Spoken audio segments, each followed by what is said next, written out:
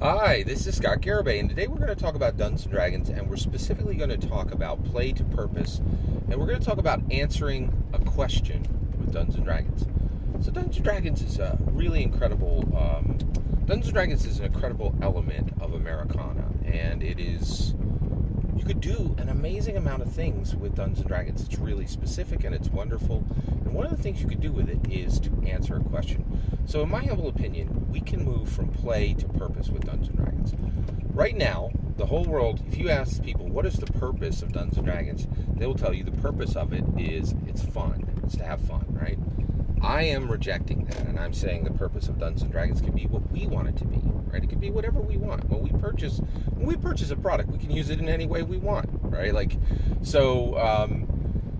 Yeah. So if you purchase shampoo, you could use it as body wash, right? Like you could do whatever you want with a product once you. So we get to decide, and the fun police don't have anything to do with it, right?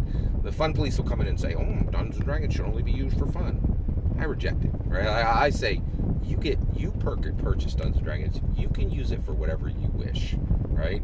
So you can determine the purpose you use Dungeons and Dragons for. And I think, in my humble opinion, the best purpose for Dungeons and Dragons is specifically to use it to benefit yourself, right? And to improve yourself. I think that's the best use for Dungeons and Dragons. So how do we do that? Well, the first way we do that is we answer questions with it. You're like, answer questions with Dungeons and Dragons? That seems odd. Well, it is unusual, right? And I do admit what I'm saying here is I'm the only person saying this right now, right? So, but I'm going to sell you on it. Here we go. All right. Okay. How do we answer questions with Dungeons and Dragons? And what is why should we answer questions with Dungeons and Dragons? Well, that's a really good question, right? So one of the reasons why we would choose to answer questions with Dungeons and Dragons rather than old methods of answering questions is because Dungeons and Dragons has really opened up this opportunity because of dense accelerated narrative trilateral sourcing. This video is part of a playlist, and in this playlist you'll find the definition for DANTS. It allows this huge opportunity where stories used to be for entertainment, now they can be for our benefit, right? Because of what Dungeons and Dragons established and really offered to humanity in 1974 and all the way up through today, right? So right now we live in a really strange world, and we've reached a point in America, and this is all American specific, where this is very American specific. Everything I'm talking about in this playlist is American specific. There are cultural differences where what I'm saying may not fit, but Dungeons and Dragons was born and continues to be maintained within America, and so this is all American specific. All right, so basically, we live in this world where shared facts are no longer taken for granted, right? It's really odd. Like in the 20th century, people were like, yeah, that's hard science. I believe that.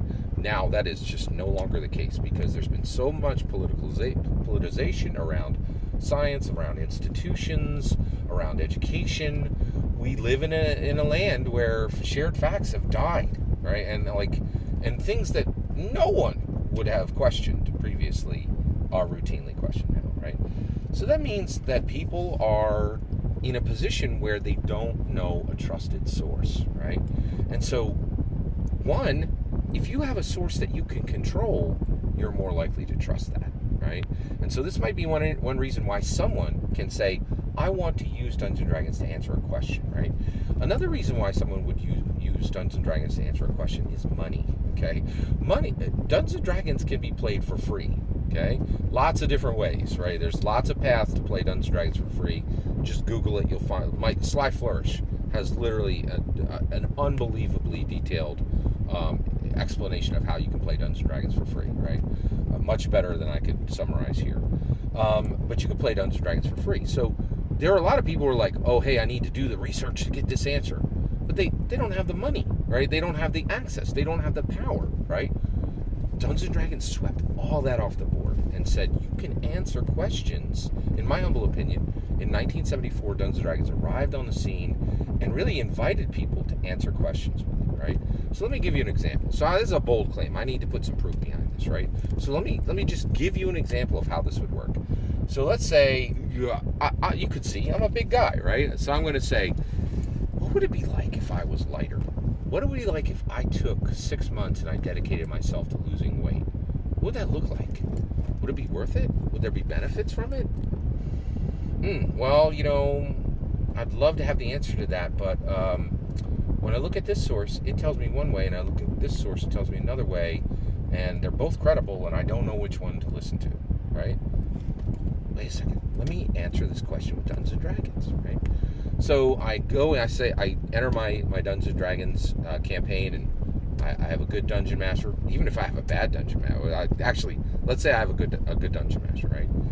Say, rather than play a human like I normally do, who is just like me, I'm going to play an elf. It says here that they're lithe, right? Like they're slim and slender and tall, right? But they're thin, right? They weigh less. They don't eat meat, right? They generally are far more likely to, be kind of like a hummus eater, right? These are people who are really they're not just going to gobble down a lot of meat, right? That's really different than me, right? So I play it, right? You know what happens? So I go into my first session and I say, okay, I'm playing my elf fighter. Oh boy, hey, I see a goblin over there. I'm going to run over that goblin. Oh no, the goblin's, I ran my 30 feet, but the goblin is 5 feet away and I can't reach him. And my dungeon master says, you can reach them. You're an elf. You have fleet of foot. All humans and dwarves, they run 30 feet per turn. But because you're an elf and you're lithe and thin, you move 35 feet per turn. You move faster. You move more. You move better. I'm like, whoa, are you kidding? And they're like, no, that's how it works. When you're lighter, when you have less weight, you can move better. You can move faster. You can move farther. Dungeon Master says it to me. The Dungeon Master has answered my question. And I'm likely, and I'm not saying for a moment that Dungeons & Dragons is the best source. I'm saying it doesn't matter what the best source is anymore, because nobody trusts anybody's sources, right? What I'm saying is, you as a person can trust a source that you have control of, right? And you're saying, well, what about the Dungeon Master? They have specifically been commanded, in my humble opinion, by Dungeons & Dragons to make you the center, to literally answer every question you have. No human narrative tool in history has ever done this. Dungeons & Dragons is specifically structured, in my humble opinion, to benefit us when we move from play to purpose. All right?